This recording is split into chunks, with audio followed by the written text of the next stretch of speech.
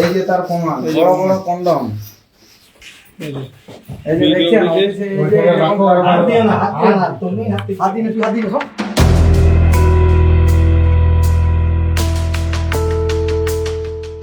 ওই সব অন্নপূর্ণা ভাণ্ডারের ফর্মের ফিল আপ করতে গিয়ে দেখে যে সেখানে কিছু প্যাকেট পড়ে রয়েছে।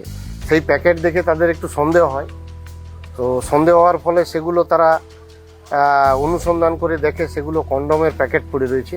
এবং আরও কিছু খোঁজাখুঁজির পর ওই সভাপতির চেম্বারের পাশে আলমারিতে কিছু কন্ডম রয়েছে সেটা দেখতে পাই।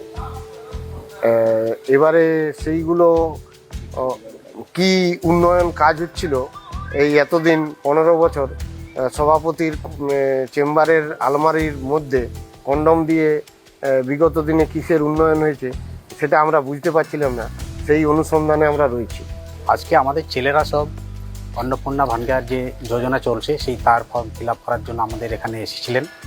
থাকার পরে খুবই অসুবিধা, তো আমরা ওই সভাপতির রুমে গিয়ে বসলাম, যে ওখানে বসে বসে ফর্ম ফিল আপ করবো।